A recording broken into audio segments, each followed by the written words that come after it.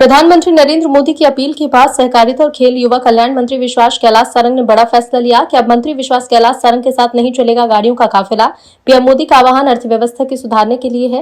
इस देश के लिए यदि हम कुछ करना चाहते हैं तो हमारा दायित्व है कि पीएम मोदी की सलाह और आह्वान को स्वीकार करें। कार्यकर्ताओं से भी अपील की है कि कम से कम पेट्रोल डीजल का उपयोग करें। ये इस देश के नवनिर्माण के लिए पीएम मोदी का नया प्रयास है। पीएम मोदी ने हमेशा इस देश को खड़ा करने का काम किया। पीएम के नेतृत्व में कोरोना के समय इतने बड़े देश में महामारी से जीतने का काम हुआ। आगे आने वाली पीढ़ी एक विकसित हिंदुस्तान में रहे, स्वावलंबी हिंदुस्तान का निर्माण करे, ये हम सभी का कर्तव्य है। अर्थव्यवस्था को सुदृढ़ करने और हम सबके भविष्य के सुनहरे निर्धारण के लिए किया है।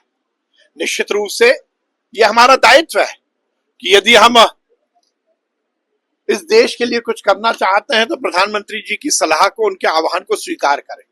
और इसीलिए हमने भी ये सुनिश्चित किया है कि किसी तरह का काफिला हमारे साथ नहीं चलेगा।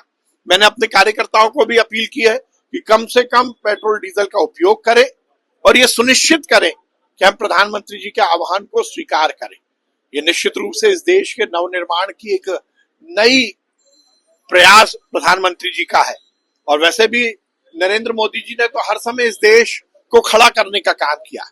कोविड जैसी महामारी में जब पूरी दुनिया में हाहाकार मचा था, इतने बड़े देश में नरेंद्र मोदी जी के नेतृत्व में सरकार ने अच्छा काम किया और समाज को भी उन्होंने जगाकर उस महामारी से की लड़ाई को जीतने का काम किया।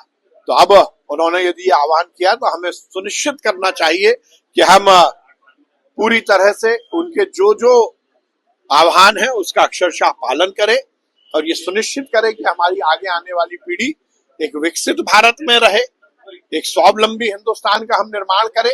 ये हम सबके लिए जरूरी भी है और हमारा कर्तव्य भी। स्टालिन जी कह रहे हैं कि सनातन बांटता है। देखिए, विपक्ष के नेता चाहे वो स्टर्लिंग हो, चाहे स्टर्लिंग नहीं